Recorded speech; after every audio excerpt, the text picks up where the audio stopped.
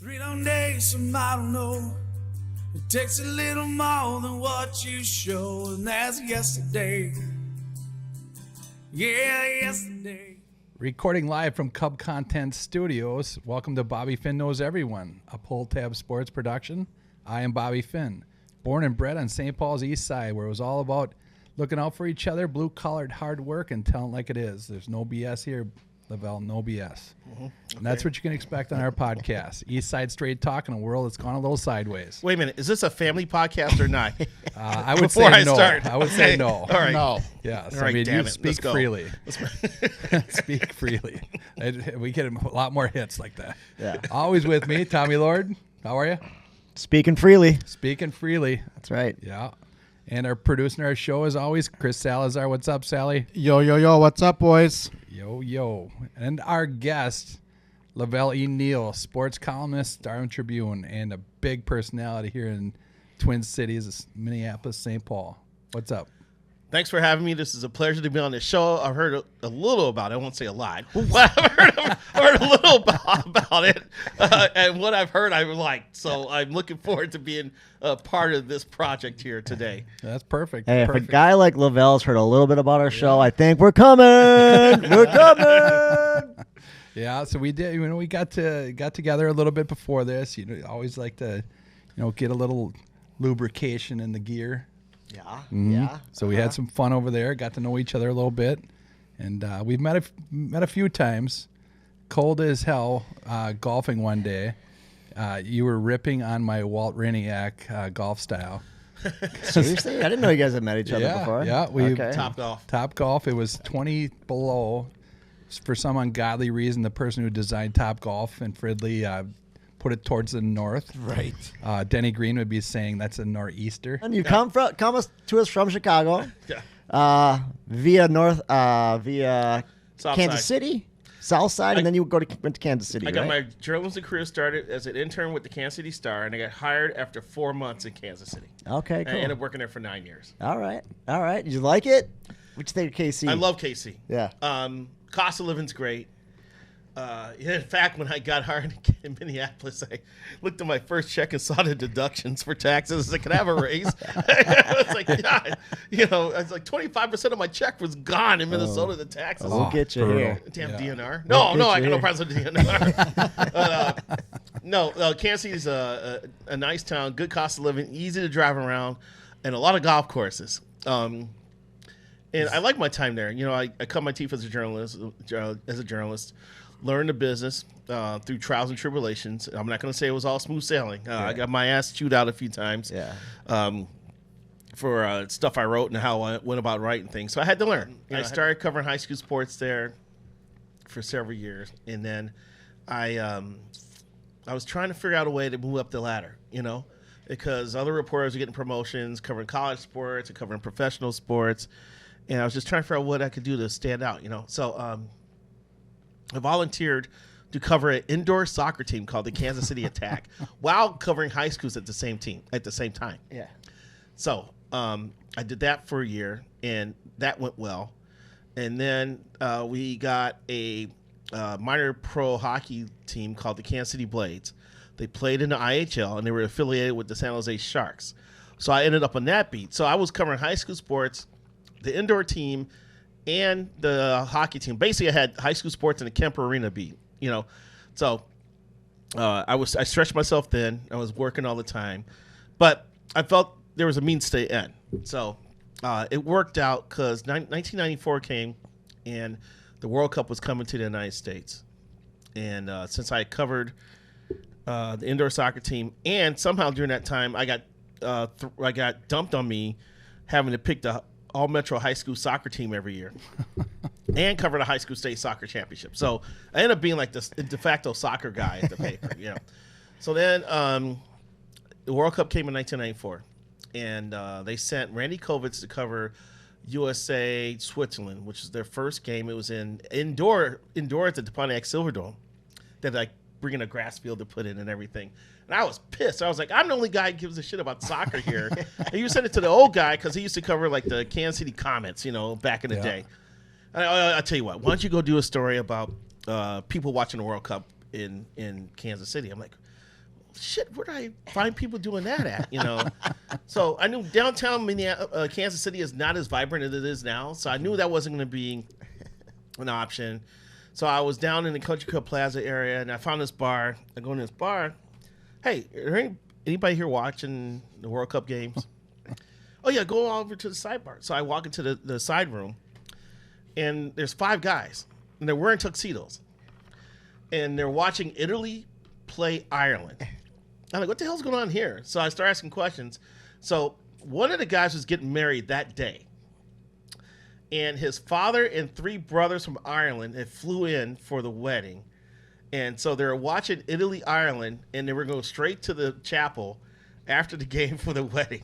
So, bam, I had a story, you know. Right. So I was able to write my World Cup fever story. And it said, okay, Lavelle, all right, you proved yourself. You can go cover the next World Cup game. And they're playing Brazil at Stanford University in Palo Alto, California. So until I covered the Olympics in 2022, that was the highlight of my career, covering the World Cup. It was incredible. Well so done. then after that, my boss was like, what do you want to do? I said, I'm a baseball fan. I want to cover the Royals. And so then I got put on the Royals beat in 1995, and that started my path to covering baseball for 30 years. Yeah, this is like year 30. So who was still there in '95? In terms of who? Well, I mean, George Brett was done. No. Right? Well, here's the funny part. I actually was a sidebar guy. I would help out on Royals coverage. So I covered some games in '94. So I knew Brett from his last year with the Royals. Yeah. So I covered him his last year, and Brett and I got along really well. And he actually let me come out to his house and do a story on him. And I met Leslie and Jackson Brett, who ended up coming here and playing football for St. Thomas. Really? Yeah. Jackson was a lineman, and he actually was supposed to go to St. John's, but then St. Thomas heard about it and sent their major donor / supporter, Vince Flynn, after yes. George Brett and his son. That's great. And next thing you know, Jackson flips to St. Thomas. No way. Vince Flynn. Wow. Ends up playing. Yeah, because I was covering the Twins at the time. I'm standing outside the Twins clubhouse after a game, waiting for the media to be allowed in. And here comes Vince Flynn, and here comes George Brett, and here comes Jackson Brett. And I'm like, George, what the hell are you here? Well, we're here. We're checking out schools for my son to play football at, blah, blah, blah. I'm like, I met Vince Flynn then, and they go on in so George could talk to some players and stuff. The next know Jackson's going to St. Thomas. That's great. So, so I covered George, and then 1995 was the first year of Bob Boone, and 95 was Bob Boone's first year, and then he got fired, and I covered some of Tony Muser, and then I came here in September of 97. I had to cover the Chuck Knobloch trade saga before he got dealt to the Yankees. When he had the yips? That was after he got to Yankees and got to Yips. Yeah, he couldn't throw to first base. Can you believe that? Yeah. All-star second baseman couldn't throw to first base. Oh, He wasn't like that with the Twins, though. No, he was he's great. great. He was phenomenal. Yeah. Too big of a stage? Here's the funny part. Paul Mauder got his 3,000th hit for the Twins. Yeah, and so did And it was in Kansas City. I was covering the game, so that's cool. for the Kansas City Royals. Yeah. So I went in and we interviewed Mauder after that game. If you don't remember, Knobloch got his 1,000th career hit in the same game. Of course, the writers at the time for the Twins figures that Knobloch would try to trample on Mauder's great night, like get his 1,000th hit. So I came here and covered. I'll never forget. I was trying to be ambitious, so I actually called the Yankees and asked for George Steinbrenner. and the secretary goes, "Well, hold on." I'm like, "What?" And all of a sudden the phone comes up, Steinbrenner. I'm like, "Oh my God, I'm in a Seinfeld episode now." Yes, I was like, because Stanza. Is that how he does it? Steinbrenner. That's what they do on Seinfeld back then. Yeah, that was Hey, great. George, my name's Lavelle Neal. I'm a beat writer for the Minneapolis Star-Tribune. I work with Sid Hartman.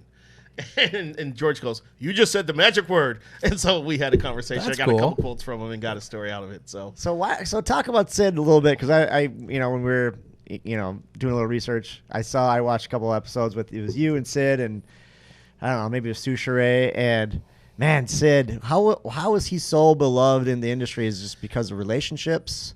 he was great with relationships. He knew how to schmooze with the wealthy people and the people who were in the know in town. And there wasn't a sports movement in this town that Sid didn't know about. I had a book published a year ago in June on the history of the Twins called Franchise. The Curated History of the Minnesota Twins, which is still available on Amazon.com and Barnes & Noble. Go out and get it, everybody. Go And get it. Researching that book, I ran across so many Sid Hartman columns in which he was breaking news. This guy doing this. This guy doing that. This guy's going here. This guy's doing this. You know, who was getting hired, who was getting fired, all these moves. And Sid just knew everyone and knew everything, you know. So he just built a reputation of someone who was trusted, you know, and he would keep some secrets too. So, and that went on up until, you know, his final days, you know. It was weird because I was warned about Sid because Sid would hide information from his own beat writers. He was like, if I got some news, I ain't telling the beat writer about it. Screw him, you know. So sometimes you had to compete against Sid to get stuff in the paper, you know. So then he'd get pissed off. Yeah. So we got along fine, but he would come in and yell at people. He had nicknames for some guy wore awful shirts in the office, called him Mr. Shirts, and there was a guy who would write like short business stories for the business section. He called him Mr. Briefs. You know, I was Mr. Baseball. Hey, Mr. Baseball, the Twins are going to make a trade, you know. Stuff. And that was going to his dying days. That was Sid up until COVID, you know. So I'll tell you the one Sid story. One of the all-time Sid stories. I'm in the press box, and I'm sitting in the middle. I've got Dark Star on my left, and I got Jim Souhan on my right. And I'm sitting there, we're talking, and I found out that Sid had gotten into an accident that day. I was like, what? Sid got in an accident? So Sid's sitting behind me in the second row of the Metrodome press box. I get up and turn, Sid, heard you got in a wreck today. Are you okay? And he's going, yeah, I'm fine. Well, who did you get into a wreck with? It was some woman. Do you know her? And I was like, what? I don't think any of my friends got into an accident. So I sit down back in my row, and Dark Star goes, well, now we know one thing for sure. The woman you got into an accident with was African American. I said, no, Dark. You don't think that just because she was black that he automatically thought I knew her? Yep. And Jim Stewart was like, makes sense to me. I'm like, I stood up against Sid. By any chance, the woman that you got into a wreck with, was she black? She said, yeah, you know her, don't you? I said, God damn it, Sid. Just because I'm black doesn't mean I know every black person in town. You got me freaking kidding me, Sid. God damn it. What the hell? And so I'm screaming at Sid in the press box over this. That's hilarious. Oh, Sid. I mean, he drove me up the wall, but you had to admire the work he did for his career. I still think that COVID killed Sid, although he didn't die from COVID. He died from the aftermath of COVID because he couldn't go out. Secluded. He was secluded. Yeah. He couldn't go to the U to talk to the University of Minnesota people. He couldn't go to Vikings practice and things like that. Couldn't go to games. So I think his brain lost that stimulation. And I think that's how we lost Sid. Wow. Because of being shut in because of COVID. Yeah. Especially, I mean, he's in the limelight of everything all the time, Yeah. constantly. Getting calls from people. Yeah. So that just go silent. It changes you, man. It's too bad because I wanted to do a Sid Hartman roast. I wanted to tell the story I just told you. There's other That would be stories. great. I actually talked to the Camry guys about sponsoring it. Yeah, we're in. Let's get this done. You know, we were trying to figure out how we could have this Sid Hartman roast. Yeah. Because I thought at the time I think Bobby Knight was still alive. I think he was. We were going to try to bring in Jim Nance and Bobby Knight and all the people he knew through the years and just have a time, raise money for charity. Right. That never came to fruition. That would be good. So talk about how you get your scoops and how you get all the information. Like you see ESPN reporters, Schefter, talk about Sid. Like they get these stories and they break them, and you're just like, man, how did they figure that out? How did they hear about that? What's your go-to? The game changed midway through my writing career because these national guys became big. And a lot of times, just that they are living and breathing, people call them with scoops. We had to do all the hard work. We had to call this person, call that person, check with this person every day, or this person every other day, or this person weekly. And then you get a morsel of information, and you run it by another person, you run it by a third person, and they add morsels. You had to put together the puzzle piece by piece by piece to figure out what the team was doing or what they were about to do, if they were trying to extend someone's contract, or they're looking to trade someone. I learned, fortunately, early in my career that you could be nice and still get what you want. I was led to believe you had to be an asshole. You had to call people every hour and demand that you give me this information, damn it. You don't have to do that. If you're respectable and you're respectful, and if you show up every day and just stay in touch with people and just keep talking to people, they would give you stuff. And a lot of times, once they feel comfortable around you, they'll give you scoops and not realize that they give you scoops, So that's how I kind of went about my business in terms of getting things. And now I will point this out. It's in my book, Franchise History of the Minnesota Twins. That one thing that helped me in my career is that Ron Gardenhire liked the bowl. And so Gardy he was in an off-season bowling league at West St. Lades in St. Paul. West St. Paul. West St. Really? Lades. Yeah. Yep. So I showed up once just to kind of watch him bowl and kind of talk to the coaching staff and kind of get an idea what the off-season, what they're doing, looking for in the off-season. And, then afterwards have a couple of beverages, wait for Gardy to start to blab something, and then I'd have a scoop, So then the next time I showed up, they were like, we're short a bowler. Can you fill in? Oh, nice. So I filled in. The third week it was like, you're in the league. So now I was in the league at West Side Lanes. So now afterwards, I'm just sitting there talking to Gardy. I broke a bunch of stories off of conversations with Gardy at West Side Lanes. I can say it now that he's not managing anymore. Yeah. The day that they traded Matt Garza to the Blue Jays for Delman Young and Brendan Harris, that started at West Side Lanes. Really? Yes. Wow, that's incredible. So, always got an idea. I got tipped off. Well, it wasn't a West Side Lanes, but Gardy tipped me off that they were looking to sign Jim Thome during the offseason, and they signed Jim Thome, So, just being around and talking and being respectful, and being honest and being a straight shooter. Because that's one thing Tom Kelly said he admired about me, that I was a straight shooter. I never lied to TK, and he appreciated that. So where's Rocco bowling at, or what? How are you going to get in? Rocco's in a Rocco is pickleball he's league. hiking in Rhode Island right now at his retreat house. You better get your jogging shoes on, Lavelle. No, well, I'm off the beat now, so I don't have to worry about schmoozing up to That's good. executives and coaches and managers anymore. So when you break a story and you hear it, you break a story, do you ever get a little squeamish or nervous about oh God, I wonder if he's gonna be pissed that I just left the cat out of the bag? And they know that's what you're up to. And well, I will say this too. The other thing about breaking stories is good to have multiple sources, because then the person may see that, wait a minute, I talked to Lavelle about this, but then Lavelle's got this item and this item and this fact, which I didn't tell him. Yeah. So they can kind of feel like, well, he didn't burn me. Yeah. But once again, we talk to 3 or 4 or 5 people, you're putting together a puzzle here. Yeah. So, so we have to let our editors know, who your source is. So it always meant a lot to me to be able to say, I would list 5 people as sources for this story. Yeah. So it's all coming from different directions. So, like I said, I remember one time I was talking to the secretary before they hired Ron Gardenhire, and she was telling me, oh, well, Terry just left the so-and-so hotel. I'm like, what? So then I called the hotel. Hey, is Lynn Jones staying there? Yeah, Lynn Jones was staying here till Tuesday. Twins interview Lynn Jones. So private investigator over here. You have to be part detective. It's like CSI Minnesota. Yeah, for sure. So you learn all the angles and learn all the tricks, but it's totally different now because the rise of the national reporters. I'll never forget this too. I want to say it was Joe Nathan's agent. Pretty sure it's Joe Nathan's agent. And he calls me, hey, I just want to let you know that we just signed a contract extension. Oh, really? What are the terms? He gives me the terms. Great. All right, now how long do you have? Because I have to call Ken Rosenthal. I was like, can you give me a half an hour just to put the story on so I can have 30 minutes of happiness before you call Ken Rosenthal and it becomes national news? Because these guys just call these Jeff Passan, Rosenthal, John Heyman, they just call them with stuff. We do all this legwork to break stories, but these guys just sit in their office and get a phone. Hey, we just signed Juan Soto for the Mets. Man, shit.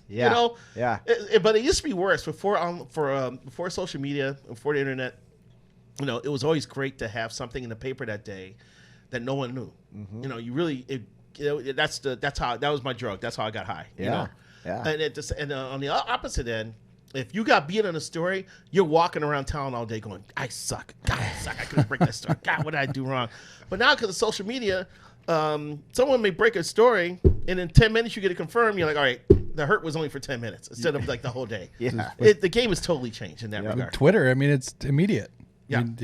You're screwed. If you don't get it out, you can't wait for the 4 or 5 sources. Yeah, and Twitter's become almost his worst enemy because there's such a race sometimes to get information out there that facts get screwed up. You don't get it right all the time. Oh, the full story isn't available. You jump to conclusions, you get in trouble. So that's a dangerous side of using social media to be first. Oh yeah, for sure. It's almost like you're behind somebody in a grocery store and they're scanning like 35 items, and you know that they're not scanning. You saw all that those tweet, two. didn't you? You saw that tweet, yeah.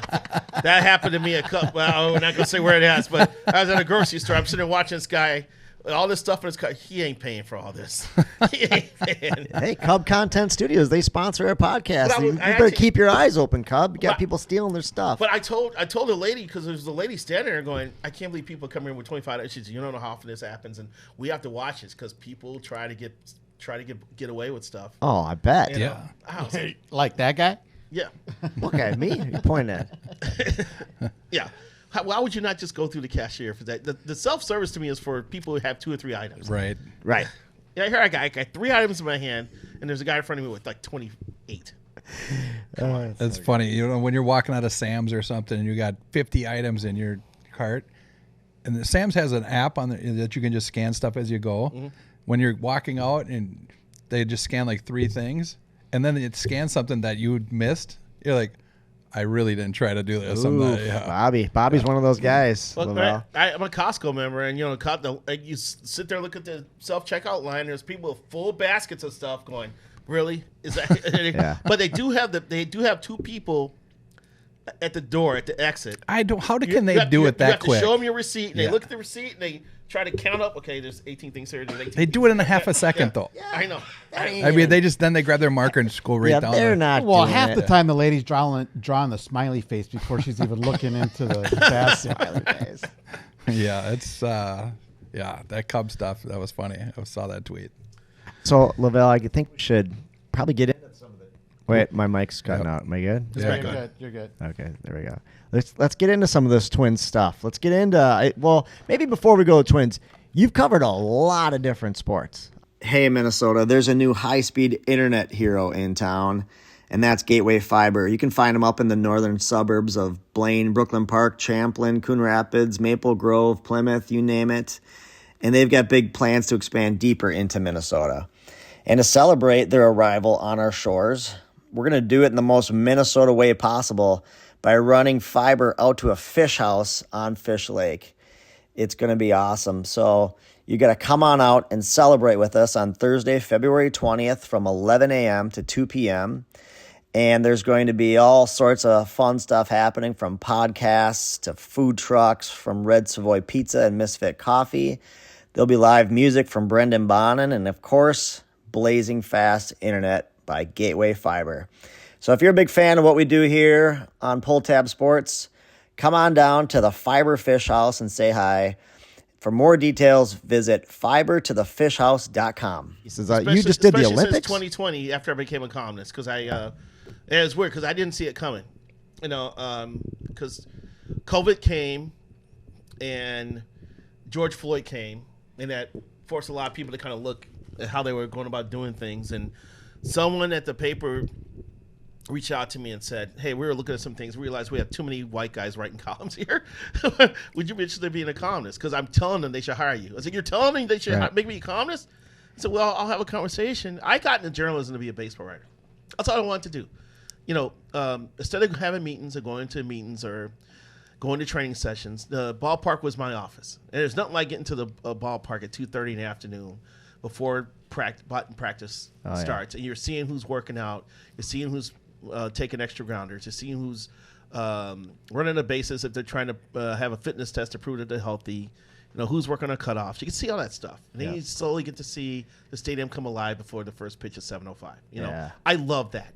You know, that was my height. That was awesome. my process. Especially doing it now at the Twins at Target Field versus the Dome, huh? Absolutely. Oof. Absolutely. Covering the Twins during the Metrodome days. Saturday afternoon, glorious day. I'm driving to the ballpark to watch indoor baseball.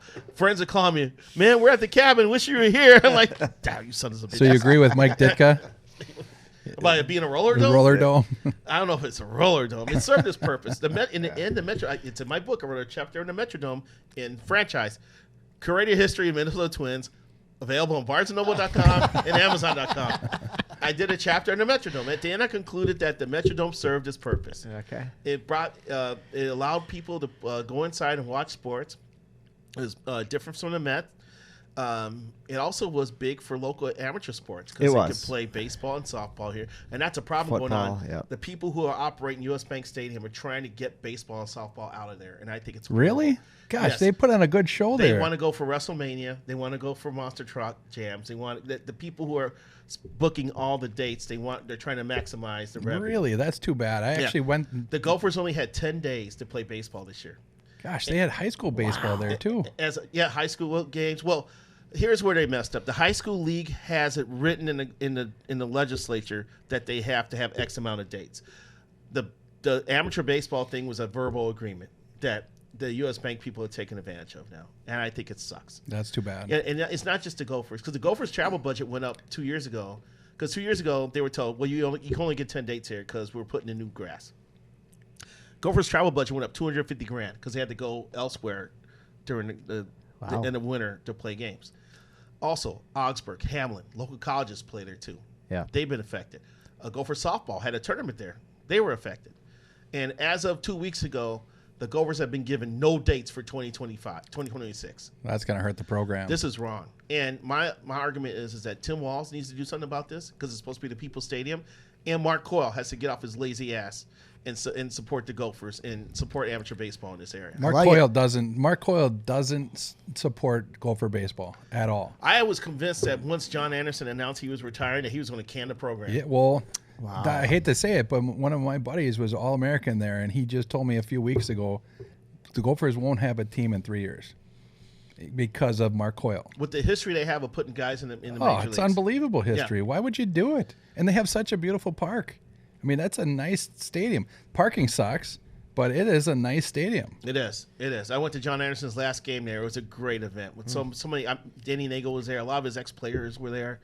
And to think that the history of Gopher baseball is going to get trampled over in the name of revenue, that just irks me. It's brutal. Yeah, Absolutely I brutal. wrote a column about it a year ago, and I'm probably going to try to write a column about it this year and write a column about it next year because I think people should stand up and say no. We should support amateur baseball because, like I said, it's not just the Gophers. There's local colleges that access that stadium to play games as well. I mean, there's baseball in this state it's a good state for baseball. Yeah. There's a lot of baseball players everywhere, and if they don't have the support from the U of M, I mean, give me a break. Mark Coyle should be ashamed of that. That's brutal. I agree. Well, we got off subject here. Your question was Journalism. Let's talk about this question. What's your favorite non-baseball sport or event that you've covered? that was the World Cup in 1994. Oh, okay. No, that's second now. WrestleMania. No, covering the Olympics in 2022 surpassed everything. That's what I was getting at. Being asked to write a column, I was like, man, I'm a baseball guy, you know? And I went back and thought about it. You know what? I said, you know what? Give it a shot. If it doesn't work after 2 or 3 years, you can go back to writing baseball. Yeah. I would hope if they would still want me. And that's because you got to cover the Olympic Village after the event was done, right? That was your beat? No. No, the one thing that I've gotten out of writing columns is that I've been able to write good stories about people. There are great stories in the state, and I like finding them. Yeah. You know, the longtime coach in Waseca who's, being honored, or someone coming back from a debilitating injury to compete. It's a lot of good stories in the state about sports, and I've been able to find it. I like writing stories about the University of Minnesota athletes because they're not corrupted yet. And usually, one of my favorite stories is Adam Huglin, the center for the Gopher hockey team. He's married, and his wife is due this month. Right when they're trying to get ready for the NCAA tournament, Wow. They're going to have a baby. Wow. So I wrote about that. The team threw them a baby shower, and it was just a really cool thing, And they met at a dance at a rodeo, and she thought he had ghosted her, but then Christmas Day he reaches out to her, and they start seeing each other. That's cool. And getting married. It was just a great story. Yeah, that's cool. I like That's stuff cool. like that, I do too, yeah. So, but I was offered covering the Olympics in Beijing, and I said yes, and man, it got me so fired up about Minnesota sports because there were 30 Minnesotans on the Winter Olympics team. There was something to write that was relevant to the state of Minnesota every single day of the Olympics, and it was amazing. Now it started off shaky because I was writing when we were changing. How many planes? I flew from Minneapolis, from Minneapolis to L.A., L.A. to Tokyo, Tokyo to Beijing. And on the flight from Tokyo to Beijing, apparently the guy who was sitting in front of me on the plane tested positive for COVID when he landed. You know, Great. So Yeah, that's what you want to hear when you get there. I got put on close quarantine for a week, which means instead of being tested once a day, I had got tested twice a day. I was banned from the media lunchroom. I couldn't ride the shuttles. I had to take a cab that was insulated, you know. But 6 a.m., knock on the door. They deliver breakfast, the worst breakfast ever. Just terrible sausage, terrible bread. It was awful. 6:15, knock on the door. Here's your morning test, you know. So lady in a hazmat suit, you know, and their test was take a long stick and stick it down your throat till you gag, you know, and that was the test for COVID. So I had to do that for the first week. I got kicked out of the opening ceremony. That's brutal. I went to the opening ceremony. I'm there in the For media swearing room, vulgarities? and the guy sent the guy I was working with sent me an email. We don't think you should be at the opening ceremony because of health concerns. I said, well, I'm already here. I'm in the media room. I'm getting ready to cover. No, we really think you should leave. It's just for safety. We have a lot of dignitaries here, and we think it's just for the case of safety that you not be at the ceremonies. And I said this. I wrote this back. I said, I am not going to get anywhere close to Vladimir Putin. And he said, sorry, we still thinking you leave. So now I had to pack up. I had to leave. I'm swimming upstream now because tens of thousands of people are coming into this arena. Well, I'm trying to leave. So I'm fighting upstream to get out. You gave everybody COVID there. Well, we all had masks on at that time. Patient zero. Yeah, that's 100%. So, and little did we know that 2 weeks after the Olympics that he would invade Ukraine. But I did make that Putin comment. I said, I'm not going to get close to Vladimir Putin. I was like, good Lord, I got a cough. Yeah, that's... So after the first year, it was great. The first week, I mean, it was great covering different events. I never covered skiing before, you know, and you have to, it's like a 3-hour trip to get to the mountain, and you have to take gondolas up. And there's video of me crying like a baby because there was like a wind gust. The gondola's rocking back left and right. I'm going, I'm going to die, you know. I took video of it. My friends think I was a big weenie, you know. It's got to be safe in China, though, right? I get to the mountain, you know, and I'm at the end of the giant slalom race. I'm at the bottom of the hill. I'm looking up going, and literally, folks, this mountain's like this. I'm like, people ski down this thing? They're nuts. You know, and that was the day that Michaela Schifrin crashed after after 5 seconds. And I can't remember her first name. Last name was O'Brien. She wrecked her knee. But the Prior Lake gal, Paula Moltzen, she got through her race. I think she finished 13th. You know, so I wrote about her. Never covered curling before. So, but that was a hoop because I didn't realize how much camaraderie there was. Because like you don't see everything on the cameras when they're curling. What you don't see off the camera, the team members are like talking. The Swedish team and the USA team are talking to each other. They're laughing. They're cracking jokes. You know, I learned there's a lot of partying in curling. Yeah, well, they're working on cars and they're partying. Well, here's the thing. Before the 2022 Olympics, somehow, don't ask me how, but before the 2014 Olympics, I met John Schuster and his team at the Loon in downtown Minneapolis before they were headed out for the 2014 Olympics. So that was my introduction to curling and drinking with curlers and stories. And I'm sitting there because there was some curling event on. And I was like, wow, that lady from England is really attractive. It's like, oh, yeah, we partied with her in a tournament in Spain. You know, so the 2018 Olympics, before the 2018 Olympics, 2 days before they're leaving, I run into them in Moose Country. You know, so once again, we're living the thing. So there's Schuster and Lannister and Hamilton with the big mustache, and we're having beverages and talking trash again. So I covered the 22 Beijing Olympics. I show up in the media room, and Schuster's like, "What are you doing here?" That's funny. You know?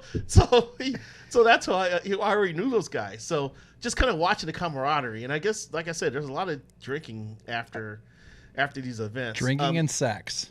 I didn't say sex. All right, Well, I I'm don't know saying about sex. that. And the Media Hotel, which was the Crown Plaza in Beijing, apparently there was only a few hotels that actually had a bar.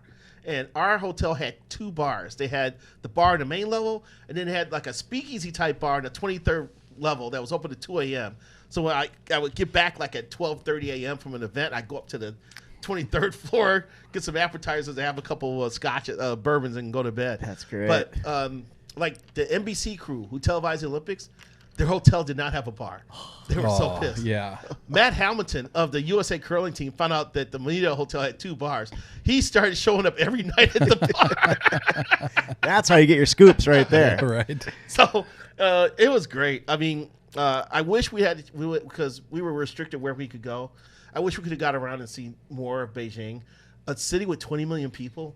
Wow. It's just crazy. Massive. 6-lane streets in each direction. You know, and all you're seeing BMWs, Mercedes, Audis. You're like, that's all you're seeing, like driving on the street here. Like, good Lord. And then you have like the families on scooters in the snow. And there'll be the father driving, and the kid would be in his lap, and the wife would be holding him from behind. There's 3 people on one scooter. And they buy like a big blanket to cover the front of the scooter to block the wind. But that's how they traveled in Beijing. No Fords or Chevys over there? I saw a couple, but it was mostly foreign luxury cars. It was crazy. So, but the locals are telling me, I really wish you had a chance to get around and see how nice of a country we are and how nice of a people we are. You know, I heard it's beautiful. Yeah, and the people were nice. The bartender like hugged me the last night before I was leaving. Well, you drank the shit out of them. You Americans can drink a lot. 20 freaking bourbons a night. Well, was it 20? All right, have a couple, man. Come on. But yeah, it was a great experience. Cool. And I can't wait. I'm hoping because now we're a year away. The next Olympics start next February in Cortina, Italy. What are you thinking? And I'm trying to do everything I can to keep my bosses happy so I can go to Cortina and cover a Winter Olympics that's unencumbered without quarantine because of COVID, you know. And if you notice in my story, I've been writing about some Olympic people lately. I wrote about Lindsey Vonn at the beginning of the year. I wrote a preview to the USA Curling Championships that were in Duluth last weekend. And Schuster's teams lost to Team Dropkin, also out of Duluth. Was Jared Allen on that team? Jared Allen is now investing in some sort of national curling.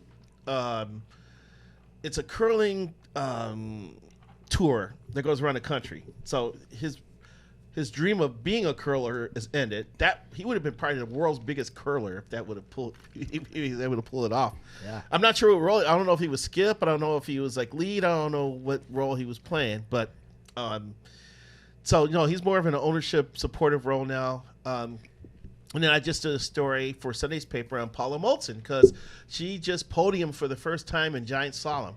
She was better in slalom than giant slalom for years, and now she started skiing more in giant slalom, and she's raised her game. So now she's skiing. This is the best skiing she's done in her career, and she's 30, and she's got a year out before the Olympics. So she's coming in like a wrecking ball into Italy. Although she kept warning me.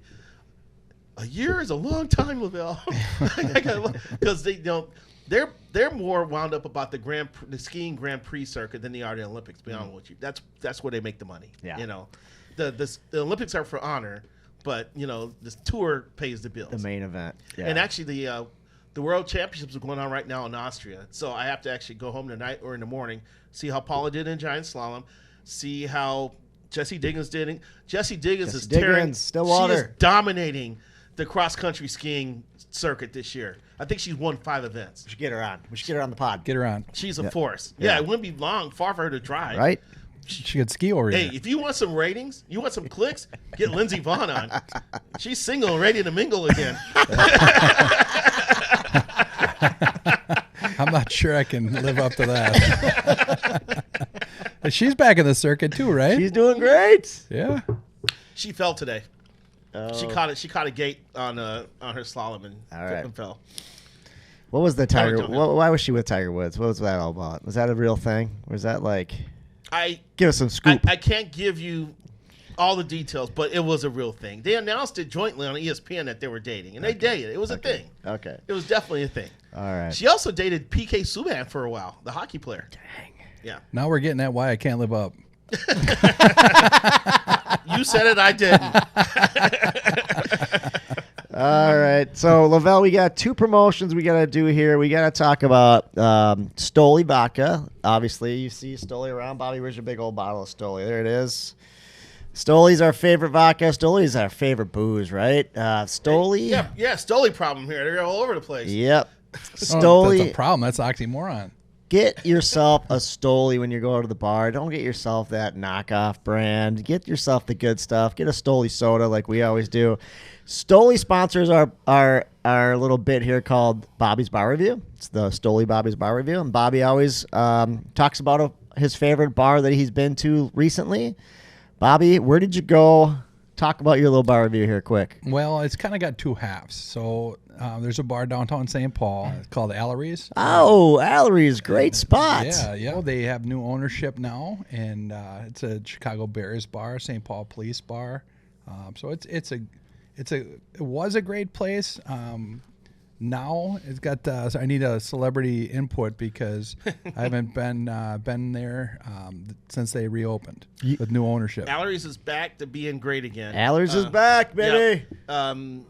They were just purchased a couple years ago by a group called Blazer and Halverson, who have a history of buying buildings in St. Paul and kind of flipping them a little bit and revitalizing them. And they're doing it now with the Allery's building, which is it's got 4 levels.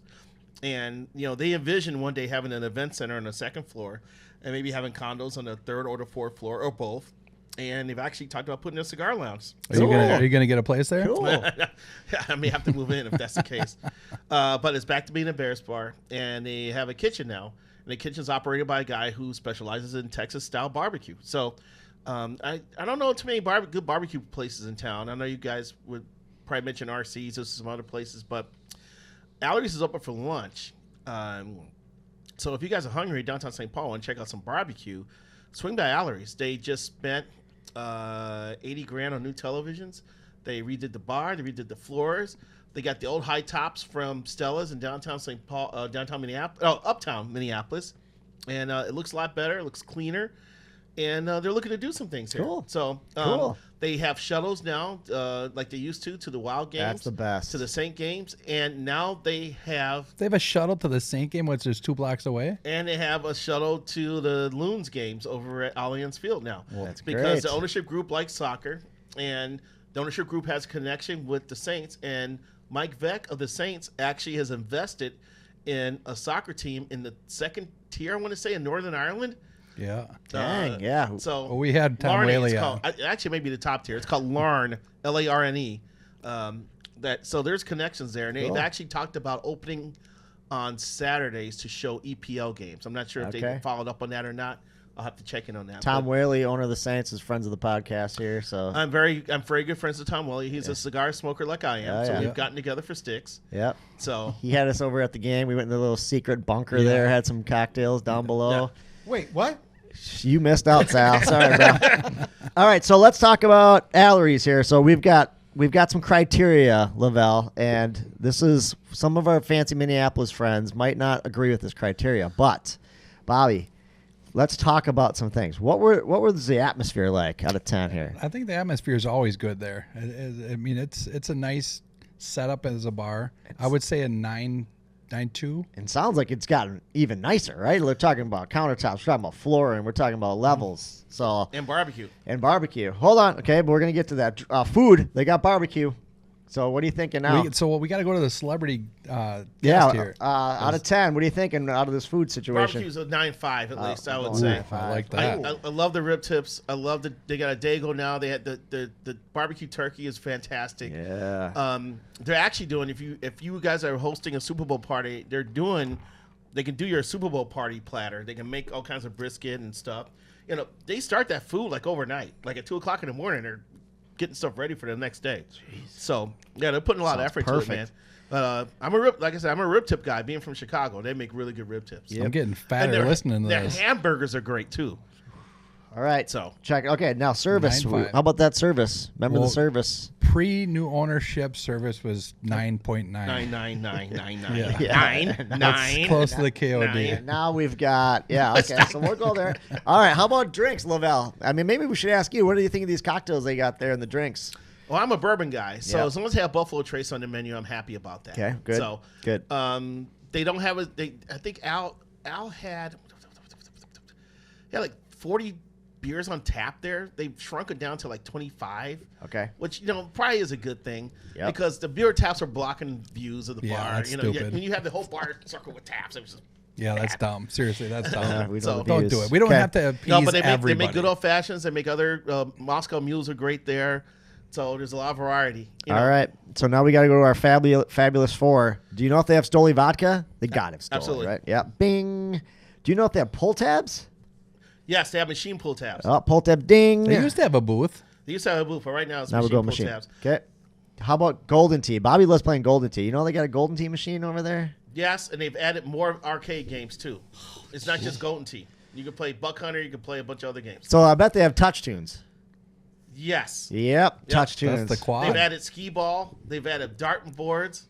No, it's Chuck E. Cheese. They've got old school pinball machines now. Now it's Chuck E. Cheese. All right, so check it out. That's Allery's. Everybody's got to go check it out. The other thing we're going to talk about is dent heads. There's always hail damage. There's always storm damage. There's your kid running into stuff like we have kids that run into stuff. Door dings, Dent yep. heads is down in Bloomington. You got to check out dent heads.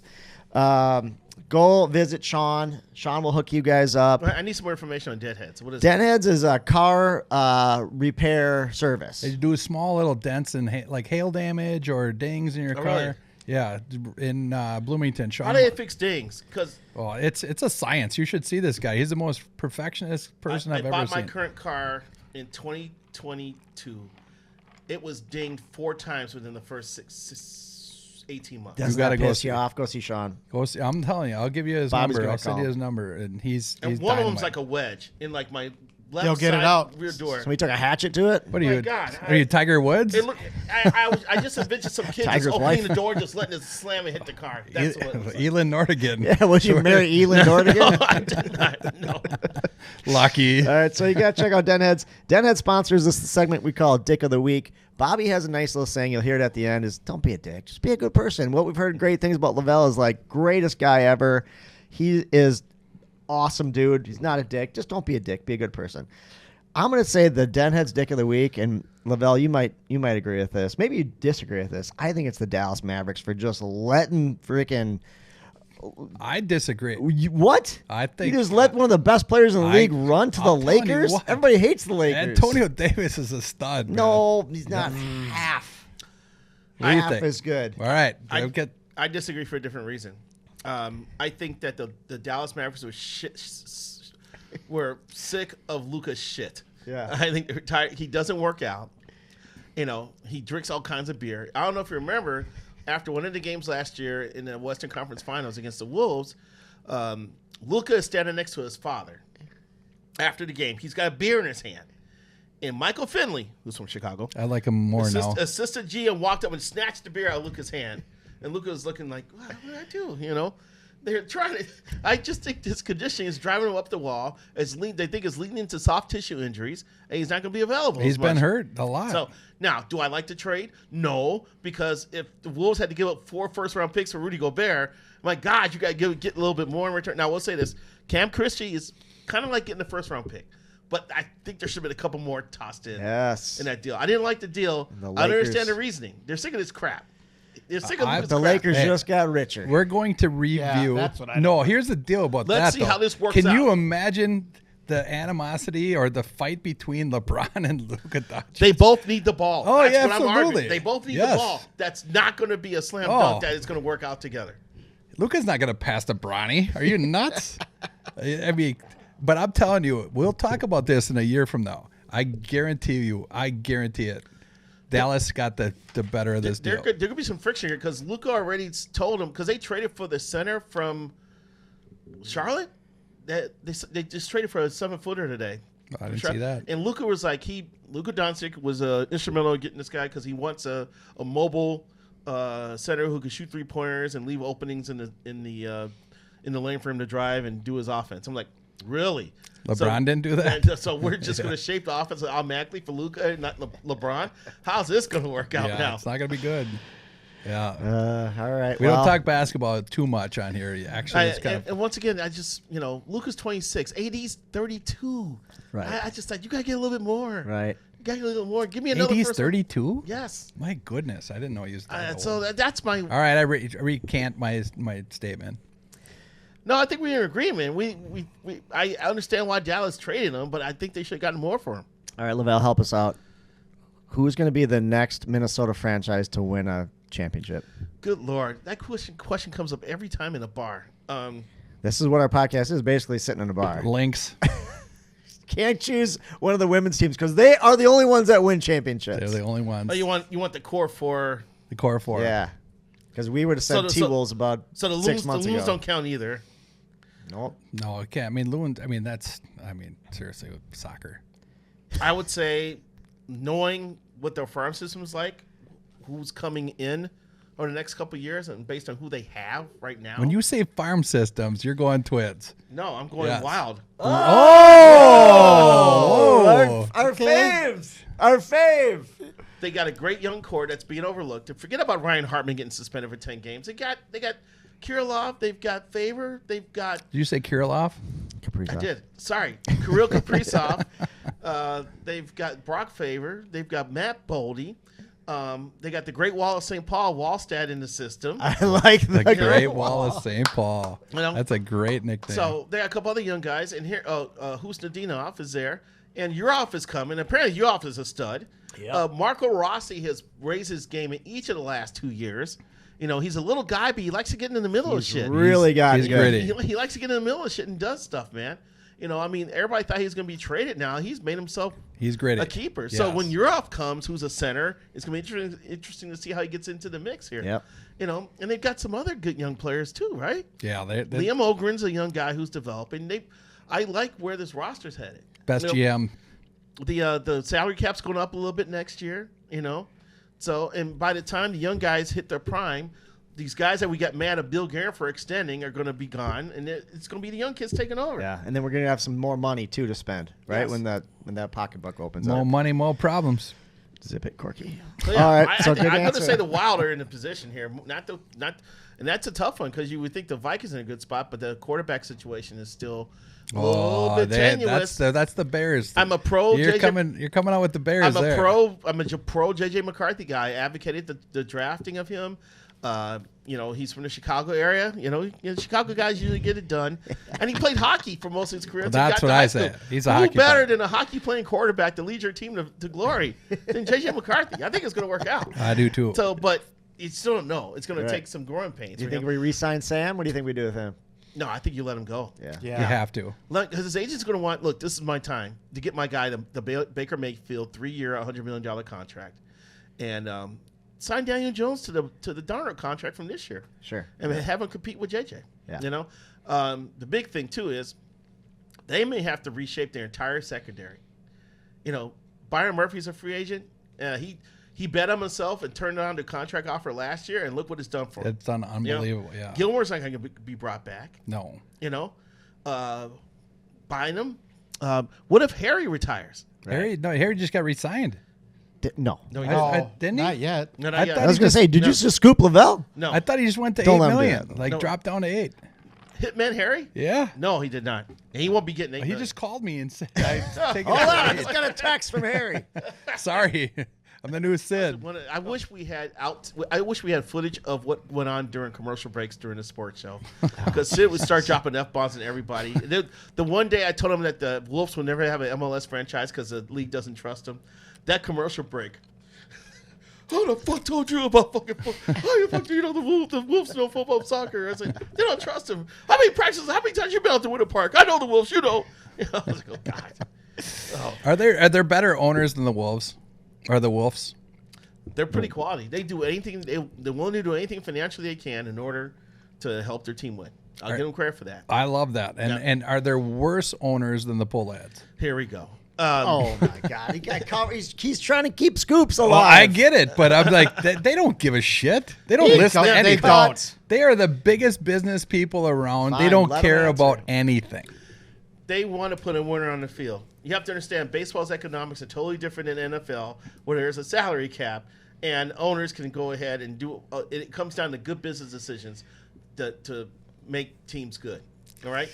That's based on good business decisions, not who's spending the most That money. is such a bullshit answer. No, it's not a bullshit Yes, it answer. is. It is such a bullshit answer. The bad. I mean, the if you bad, want to have a good team, franchises in the NFL are because of bad decisions, not Well, because I they don't agree spend in the money. NFL, The you're right. Jacksonville Jaguars are a joke. The Raiders are a joke. I all agree. right, NFL. It's because they make bad Not decisions. baseball. Not baseball. In baseball, you have the Los Angeles Dodgers. Well, you're never going to compete with them or the Yankees. so You're how? never- So all the good players are going to end up on the coast because that's where all the money is. So that leaves Middle America with crappy payroll. The Twins are going to have the highest payroll in the AL Central Oh, at really? $142 million. Oh, that's embarrassing. I mean, how about Meanwhile, the Dodgers we are getting should have- $330 million from their TV contract. we should have a delegation. That needs to be addressed. We should have a delegation in Major League Baseball. What do you mean delegation? Well, you have you have 32 teams. You mean designation? Well, whatever. Delegation, designation. This guy's a writer. He knows Tomato, words. tomato. Hey, it's freaking. Well, I just called Kirilov. Forget Kirilov. Hey, Names can be changed. It's easy. Bullet, Bullet. Stoli over here. Yeah. No, but yeah. I mean, you get demoted. You should. I mean, I think you should do it. In Oh, you every want sport. relegation? Like Relegation. in soccer. I was off by a constant. I've been playing Wordle with So my what, kids. the bottom 5 teams every year have to go down to AAA? Well, not AAA. I just think you should have 2 pro leagues. Like you have the top and then Like the second- Premier League and yes, the yes. It's like soccer. So the big spenders and the not so big spenders? Well, you're pretty much gonna get screwed. But then you get a good team. You get to go up and play. The Royals won a World Series. They weren't the highest spending team. Good decisions. How the hell do they do that? Because good baseball decisions. I think it's their Do I think money helps? Yes, but I still maintain that you can make the right decisions and mitigate the fact that you don't spend a lot of money. The Rays have been to the World Series twice. The Marlins have been to one World Series twice, although they dismantled the roster each time after the World Series, Right. which sucks. It can happen. Do I wish the Twins spent more? Absolutely. Do I wish they do a better job of keeping the good players? Absolutely. But when they're getting $58 million from TV revenue and the Dodgers are getting $330, that's a disparity that the damn owners need to fucking address. Yes, I agree 100%. If you want a real league that it's actually everybody can compete, bullshit. I mean, Yeah. you can't do this. And the Twins have one of the top. They have a top 10 farm system, and right now they're projected to win the division. They're projected for 86 wins. Yeah, I know, but it's kind of a make-a-wish division. Why? Well, because I mean, they're never going to compete against the big boys, ever. Make-a-wish I mean, division. it's brutal. They won a playoff series as recently as 2023. A series. When are they going to win or get to it or win again? I mean, how about this? I mean, what do you think about Minnesota franchises? We've only won 2, right? Of the big 4? 2 in Twins. the history of Twins, freaking. 87, 91. I mean, you look at all the records. But Wild next year. The records are brutal, right? We suck at everything. Who the hell wants to be here? believe Don't the Vi- ask the Chicago guy. I They believe, just I believe the agree. Vikings have one of the top 10 winning percentages since they've been in the league. But what does But that they have do? one of the worst winning percentages in the That's what he's playoffs. saying. It's And we just can't unbelievable. finish. worst. I mean, it's like seriously, it's like my wedding night. It's really, really good up until that. The winning percentage at the time of Just can't proposal finish. versus percentage was time. Yeah, Say goodnight to this. Promo. Yeah, no, I don't know. It just sucks. My wife was born in New York, so I was So is she a debated Yankee on fan? debated on being a Yankee, Giants, and Rangers fan. Her dad was. So I'm like, do I raise my kid to be a New York fan? Because it's just fucking misery here But you all live the here. time. I know, but god damn, it sucks. You don't have to root. You don't have to become a Yankees fan because your wife is. Yeah, but be happy. So do you have to take her to the Yankees games every year? Oh no, No. no. You're She doesn't they're care pure about Minnesota sports. fans. All right, let's do this, Lavelle. Let's finish up with. I just want to ask you some questions since you didn't vote for Ichiro on the first ballot. God, it just never ends. I do want to ask you, who would you vote for first ballot in these categories? Okay, I've got multiple choice, and you get to pick your favorite of each to be first ballot Hall of Fame. Okay. And it's not all like sports players. You actually okay? did some prep before this. I'm impressed. Yeah. Okay. So we will start with the sports one. You get to pick one out of these. First ballot: Kirby Puckett, Ernie Banks, or Harmon Killebrew. That's not You gotta fair. pick It's one. fair, Who you do gotta you pick like? one. I'm pulling at the heartstrings with Ernie Banks, aren't I? It's not Puckett. Turkey bucket? God. Well, you're going Banks then for sure if it's not Yeah. Puckett. But Banks- I think he's covered like Harmon. He's probably knows Harmon pretty well. Yeah, Banks but hit 512 home runs. He played I'll shortstop. I'd take Puck it over Killer. Killer hit 578 home runs. And the nicest guy in the world. Puck had the Turkey greatest bucket. Game 6 ever. Yeah. Are you taking a pass here? No, I'm taking Ernie Banks. All right, Yes. Ernie. All right, the Nook, Matt's Bar or 5-8 Club? I've been to all three. Who's your first ballot Hall of Famer? The Nook. Starbucks, Dunkin' Donuts, or Caribou Coffee? Which one do you like? Fuck Starbucks. I'm taking Dunkin' Donuts. All right. That cost me a potential sponsor. All right, gas stations, Quick Trip, Casey's, or Pump and Munch?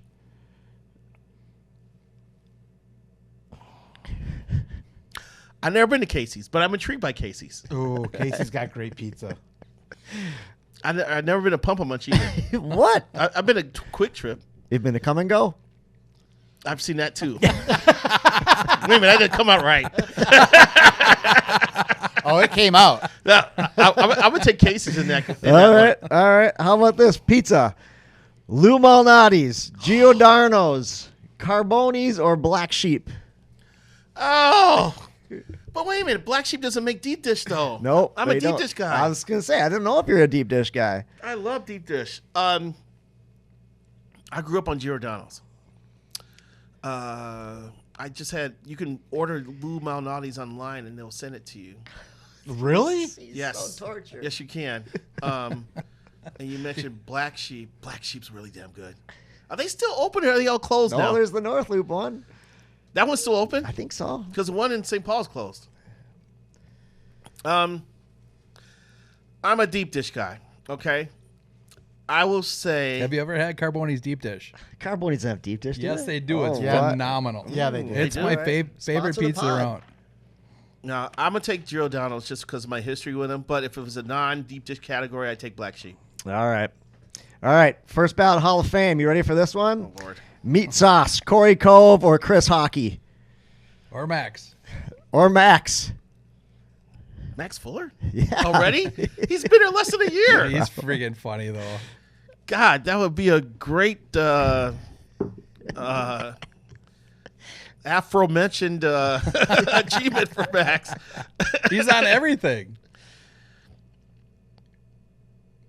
I'm going to say Corey Cove. All right. Because someone who has been on KFN for over 20 years, I remember when Cove just started and Sludge. Sludge and Lake, Yeah. and the program director was telling me Sludge is going to be great. I was like, this dude looks like freaking Beavis and Butthead. He's going to be great. And Corey, sure enough, that guy has developed into a fantastic host, He's quick. entertaining. I don't know if it was his idea for the initials game is one of the greatest ideas ever. Yeah. Way better than Tom Lord. I gotta go Corey Cove. Yeah, and he holds that show together really well. I have a place in my heart for Chris Hockey because he does so many things. Yeah. You know, he's a big auto racing guy. You should have him in here actually.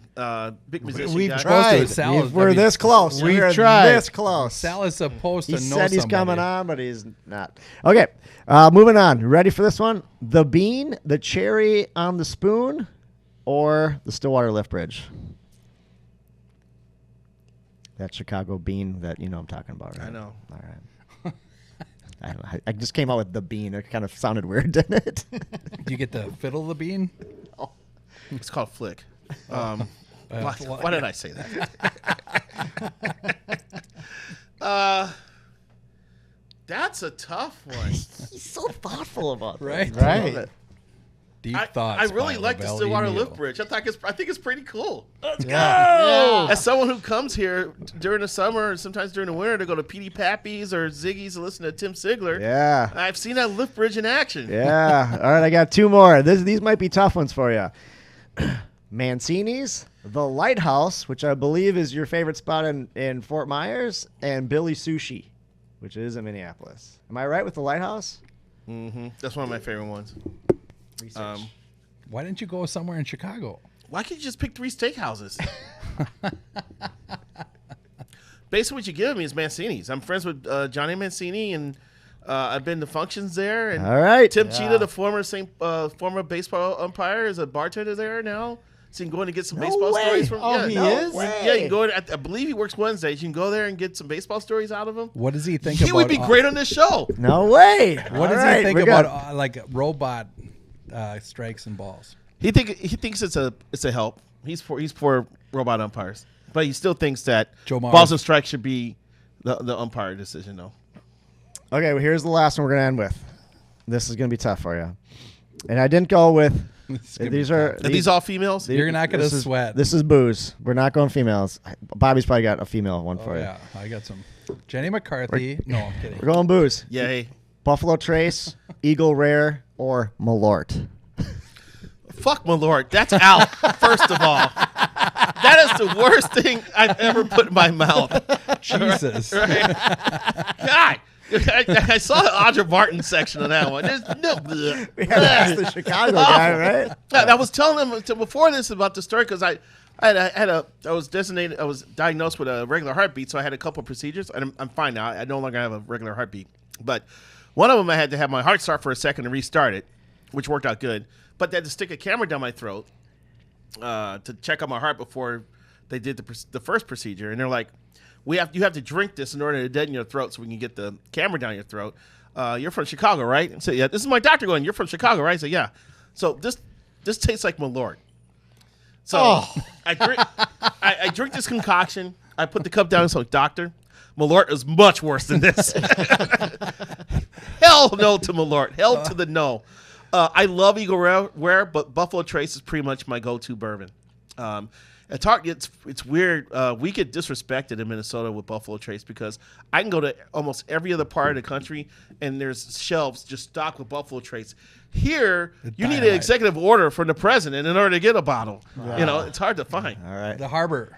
The Harbor has Eagle Rare. The Harbor has Buffalo Trace. And I like Eagle Rare a lot. Yeah. And Eagle Rare. They used to have Eagle Rare. All right, I got one more for you. I just figured it out in my head. Beyonce, Carmen Electra, or Margot Robbie? How about that? That's a pretty good list. That's pretty Margot good. Robbie got in there. I had to throw a blonde in case you're into blondes. I don't know. Well, I know who Jelly would take. All of them. I can't. I can't imagine going anywhere that Dennis Rodman has gone. Okay, I just can't. Whatever I go put in there may not come back. So I'm gonna go Beyonce on this All one. right. You got me acting so crazy right now. All right, thanks for playing the game. That was fun, Lavelle.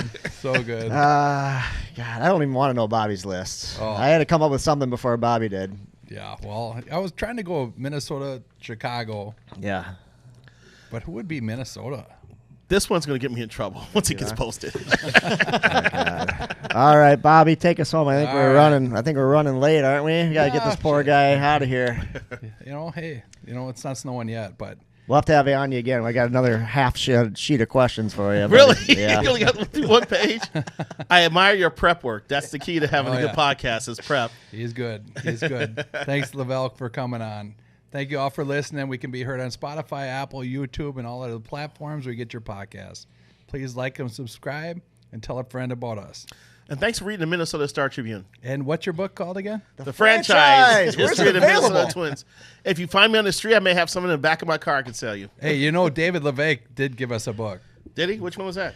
The one he wrote. The high school hockey book. Really? Yeah. Hey, thanks for bringing a book. Appreciate it. Last of all, just like I said, learn growing up on the east side. Work hard. Don't be afraid to get your hands dirty. Tell it like it is. Help your neighbors. Try to contribute to it in a positive way. Smile, laugh, be a good person. Most of all, Lavelle, don't be a dick. Bear down. Bear down. Fuck that. We are out. 3 long days, some I don't know. It takes a little more than what you show, and that's yesterday. Yeah, yesterday.